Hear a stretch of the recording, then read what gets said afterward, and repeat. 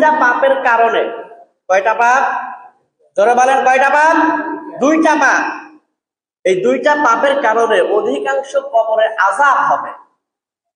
এবার বলেন, সেই দুইটা পাপ থেকে আমাদের বেঁচে থাকা দরকার আছে কিনা? যদি আমরা সেই পাপ থেকে বাঁচতে চাই, সেই পাপ দুইটা জানা দরকার আছে কিনা? জানতেও হবে, তাই না? আসুন সরাসরি হাদিস থেকে জানায় দেই। মুসলমান ভাইরা আমার, বন্ধুরা আমার, রাসূল আরবি সাল্লাল্লাহু আলাইহি ওয়াসাল্লামের সাহাবী এবং আমার নবীর চাচাতো ভাই, যেই সাহাবীর উপাধি হলো রাইসুল মুফাসসিরিন। এই পৃথিবীর মধ্যে যত কোরআনের ব্যাখ্যাকার আছে, কোরআনের ব্যাখ্যা যারা লিখে গিয়েছেন, আল্লাহর নবীর সাহাবী হযরত আব্দুল্লাহ ইবনে আব্বাস রাদিয়াল্লাহু তাআলা আনহু হলেন সবার মধ্যে সরদার। আল্লাহু আকবার। সেই সাহাবী হযরত আব্দুল্লাহ ইবনে আব্বাস রাদিয়াল্লাহু তাআলা আনহু ডাক দিয়ে বলেন, মাররান নবী সাল্লাল্লাহু আলাইহি ওয়াসাল্লাম বিকবরাইন ফাকালা ইন্নাহুমা লা ইউআযাবান ওয়া মা ইউআযাবান ফি কাবীর। মুসলমান ভাইরা আমার, বন্ধুরা আমার, রাসূল আরবি সাল্লাল্লাহু আলাইহি ওয়াসাল্লামের সাহাবী হযরত আব্দুল্লাহ ইবনে আব্বাস রাদিয়াল্লাহু তাআলা আনহু ডাক দিয়ে বলেন, সাহাবারা রে, আমার নবী দুইটা কবরের পাশ দিয়ে গেলেন। ওই দুইটা কবরের পাশ দিয়ে যখন আমার নবী গেলেন, আমার নবী ডাক দিয়ে বললেন, সাহাবারা রে, এই দুইটা কবরের মধ্যে যারা আছে, এই দুইটা কবরবাসীকে এখন শাস্তি দেওয়া হচ্ছে। বলেন নাউযুবিল্লাহ। এরপরে আমার নবী ডাক দিয়ে বলেন, সাহাবারা রে, ওয়া মা ইউআযাবান ফি কাবীর, এই যে দুইজন বান্দাকে কবরে যে শাস্তি দেওয়া হচ্ছে, এইটা বড় কোনো পাপের কারণে শাস্তি দেওয়া হচ্ছে না। তার মানে বোঝা গেল, আমার নবী বোঝাইতে চাইলেন যে সমস্ত পাপ আছে, ওই সমস্ত পাপের মধ্যে পাপ দুইটা খুবই হালকা, খুবই সহজ। আল্লাহর নবী বললেন, তাদেরকে বড় কোনো কাজের কারণে শাস্তি দেওয়া হচ্ছে না, বড় কোনো পাপের কারণে তাদের শাস্তি দেওয়া হচ্ছে না।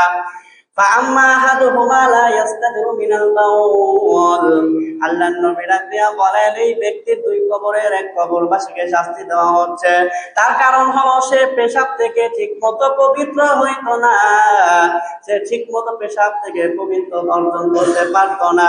হয়তো কোনো সময় পেশাব করতে বসেছে, হালকা কিছু ছিটা তার শরীরে অথবা পোশাকে লেগেছে, সে খেয়াল করে নাই।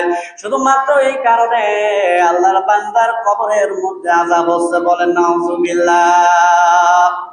অনেক যুবক ভাইকে নামাজ পড়তে বললেই বলে, হুজুর এখন প্যান্ট ভালো না। কি ভালো না? প্যান্ট ভালো না। প্যান্ট ভালো না কেন? হুজুর পেশাব করার পরে টিস্যুও নিই নাই, পানি দিয়ে ধুয়েও নাই। আছে না নাই? এইরকম অনেক মানুষকে খুঁজলে আপনি পাবেন। যুবক ভাই, আল্লাহর নবী বলেন যে এই কারণে কবরের আযাব হয়, আর আপনি নামাজের অজুহাত দেওয়ার জন্য আপনি আর কিছু না পেয়ে আপনি বলেন যে হুজুর পেশাব লাগলে লাগতেও পারে, আমি টিস্যু ব্যবহার করি নাই, আমি পানিও ব্যবহার করি নাই, হুজুর এখন নামাজ পড়া যাবে না, সেই রকম একটা অজুহাত, তাই না? এবার দেখেন, আপনি যদি নামাজ নাও পড়েন, এইটার কারণে আপনি এই অবস্থায় যদি আপনি থাকেন, আপনার কবরে আযাবের মাত্রা কিন্তু বেড়ে যাবে। বলেন নাউযুবিল্লাহ। এই জন্য সদা সর্বদা মুসলমান তারা সদা সর্বদা একেবারে পাক পবিত্র থাকবে, সবকিছু থেকে মুসলমান পবিত্র থাকবে। কথা বলেন ঠিক কিনা? মুসলমান ভাইরা আমার, বন্ধুরা আমার, আরেকটি হাদিসের মধ্যে যে আরেকটা খবরের কথা বলা হলো, আমার নবী রাসূল আরবি সাল্লাল্লাহু আলাইহি ওয়াসাল্লাম বলেন, ওয়া আম্মা আহাদুহুমা ফাকানা ইয়ামশি বিন নামিমা। রাসূল আরবি সাল্লাল্লাহু আলাইহি ওয়াসাল্লাম ডাক দিয়ে বলেন, উম্মতেরা শুনে নাও, আরেকটা কবরের মধ্যে যে আযাব হচ্ছিল তার কারণ হলো সে চগলখড়ি করে বেড়ায়। চগলখড়ি মানে হলো একজন মানুষ দুইজন মানুষের মধ্যে ঝগড়া থাকতেই পারে, দুইজন মানুষের মধ্যে বিবাদ থাকতেই পারে। এখন এই চগলখোর দুইজন লোকের সাথে সে মিলে বেড়ায়। প্রথম জনের কাছে এসেছে, সে গিয়ে এসেছে তার কাছে দুঃখ প্রকাশ করতে গিয়া ওই দ্বিতীয় ব্যক্তির সম্পর্কে সে দুই একটা বাজে কথা বলতেও পারে। কথা বলেন ঠিক কিনা?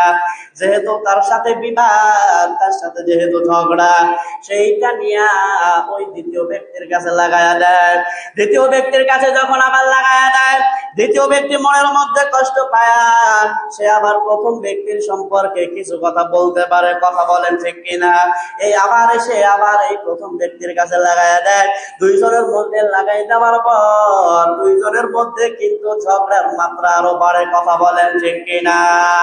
আল্লাহ নবী বললেন, এই যে চগলখোর, তার কবরের মধ্যে এখন আযাব হচ্ছে, তার কারণ হলো সে দুনিয়ার মধ্যে চগলখড়ি করে বেড়াইছে, একজনের কথা আরেকজনের কাছে লাগাইয়া বেড়াইছে। এরপরে আমার নবী সাহাবী হযরত আব্দুল্লাহ ইবনে আব্বাস রাদিয়াল্লাহু তাআলা আনহু বলেন, সুম্মা আখাযা জারিদাতান রাতবাতান, আমার নবী এই কথা বলার পরে খেজুর গাছের একটা ডাল ছিলেন, আল্লাহর নবী ওই খেজুর গাছের ডালটাকে দুই ভাগে ভাগ করলেন। দুইটা ভাগ করার পরে আল্লাহর নবী সুম্মা গারাসা আলা কুল্লি কবরি ওয়াহিদাতিন, একটা একটা অঙ্গ নিয়া ওই দুইটা কবরের পাশে আমার নবী পুঁতে দিলেন। সাহাবায়ে কেরাম বললেন, ইয়া রাসূলুল্লাহ লিমা ফাআলতা হাদা? সাহাবায়ে কেরাম আমার নবীকে ডাক দিয়ে বললেন, ইয়া রাসূলুল্লাহ, কি কারণে আপনি এমনটা করলেন? কি কারণে খেজুর গাছের ডালটাকে নিয়ে আপনি দুই ভাগে ভাগ করে কি কারণে এই দুইটা কবরের পাশে আপনি লাগাইলেন? আল্লাহর নবী বললেন, আল্লাহু ইউখাফফাফু আইআতিলাম মালাম ইয়াইবাসা। আল্লাহর নবী ডাক দিয়ে বললেন, সাহাবারা রে, এইটা যতদিন পর্যন্ত তাজা থাকবে, যতদিন পর্যন্ত শুকাবে না, এমনও হতে পারে আল্লাহ রাব্বুল আলামিন ততদিন পর্যন্ত এই দুইজনের কবরের আযাবটাকে হালকা করে দিবেন। সুবহানাল্লাহ। তাহলে দেখেন, কবরের আযাবের কারণ হলো পেশাব থেকে নাপাক থাকা, অপবিত্র থাকা, অসতর্ক থাকা। আরেকটা কারণ হলো দুইজন মানুষের মধ্যে ঝগড়া বিবাদ বাধায়া দেওয়া। এই দুইটার কারণে আল্লাহর নবী বললেন কবরের আযাব হচ্ছে।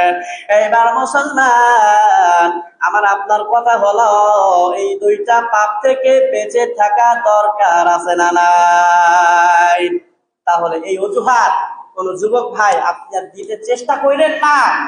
এই অজুহাতটা আপনি দিতে চান না যে ভাই এখন আমার শরীর নাপাক, এখন আমার পোশাক নাপাক, এখন কিভাবে নামাজ পড়ি, এই অজুহাত দেওয়ার চেষ্টা আপনি করেন না ভাই। এরকম খুঁজলে প্রত্যেক এলাকায় অনেক জায়গায় আপনি এরকম অনেক যুবক খুঁজে পাবেন, কিন্তু এটা করা যাবে না। আপনাকে খুবই সাবধান থাকতে হবে মুসলমান ভাইরা আমার।